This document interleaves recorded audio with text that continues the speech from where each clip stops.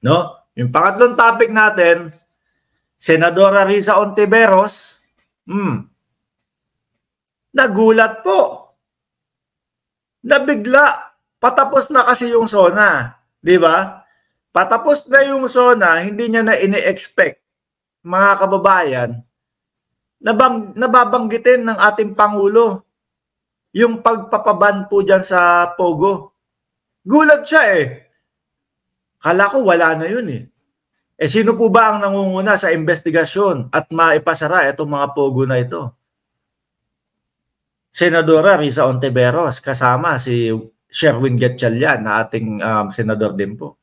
Sila yung dalawang senador, mga kababayan, na talagang nangunguna po sa pagpapaimbestiga at pag-iimbestiga dito sa Pogo dahil nga po madaming nakitang mga illegal na gawain po. Kawamura Dayanara, shoutout po sa inyo, ma'am. Nagulat siya. Hindi niya ini-expect na kasama pala sa SONA ng Pangulo yung Pogo. Cheryl Santa Maria, Ma'am Carclea, shoutout po sa inyo. Wag daw umamoy sa leeg. Kaya naman, ang si Risa Ontiveros na din po kasi ang talagang masasabi natin na pinuno po ng oposisyon. Kaya naman po, ang pinuno ng totoong oposisyon, mga kababayan, lagi ko pong sinasabi sa inyo na ngayon po sa Pilipinas may dalawa ng oposisyon. Yung totoong oposisyon po, ang hangad din niyang mga yan ay umunlad at ang pag-unlad ng Pilipinas at ang muling pagbalik ng Pilipinas. Kahit po sila umuopo sa Pangulo, mga kababayan, kumbaga gusto lang nilang masigurado na tama ang tinatahak ng mga opisyales ng Pilipinas. Yan po yung mga totoong oposisyon. Kahit po leader ng oposisyon, si Senadora Risa Ontiveros, nagbigay ilang, kung hindi ako nagkakamali, 80 hanggang 90. Nando sa range na yun. 80 hanggang 90 ang naibigay niyang rating sa Pangulo. Mga bossing, Sir Tony, shoutout sa iyo. Eva Hernandez, shoutout. Biruin niyo po yun, mga kababayan. Yung sinasabi ko naman pong isang oposisyon, yun naman po yung mga yung mga, sila po mismo nagke-claim, opposition kami. Ganun po sila. Pero ang totoo yata, pogosisyon. Malalaman na, magkakaalaman na kung sino talaga ang mga nangunguna diyan sa pogosisyon na yan. Yung wala po silang ibang inatupag, kundi po sirain ang ating Pangulo. Wala po silang ibang inatupag, kundi magmautog. Kesyo daw po,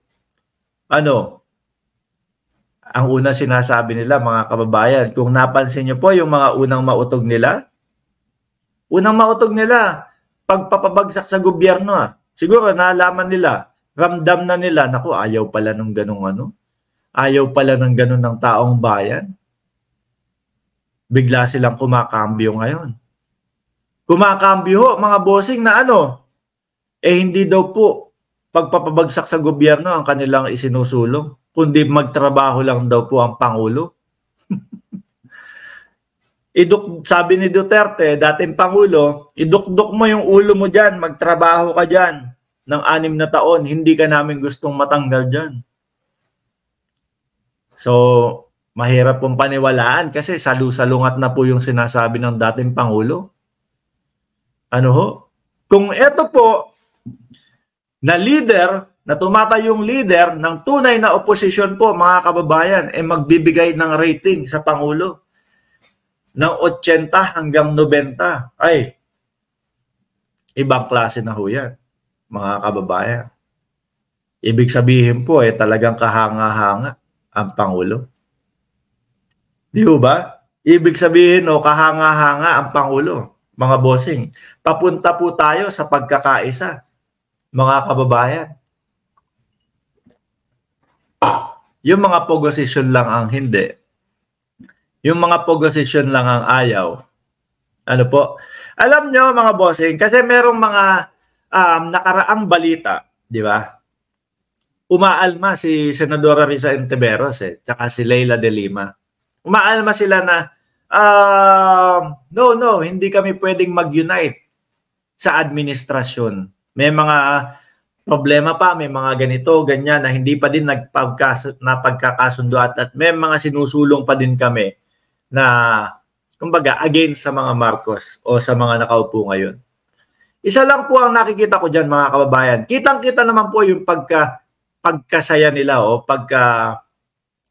masaya sila, no? Sa ating presidente ngayon. Hindi po maitatanggi yun. Ang nakikita ko po na dahilan kung bakit ayaw nilang mag-straight to the point na sabihin na, okay na, medyo. Kasi kita naman po natin, pati po supporters ng mga camping, okay na po sila Wala silang problema na talagang mag-bolt in. Talagang magsama-sama, mag-unite po ang mamamayang Pilipino para sa ikauunlad po natin. No? Ang nakikita ko na lang po dyan, gusto nilang hawakan, alagaan yung posisyon na oposisyon, mga kababayan. Bakit ho? Kasi eto nga mga to, may mga umaagaw. May mga umaagaw.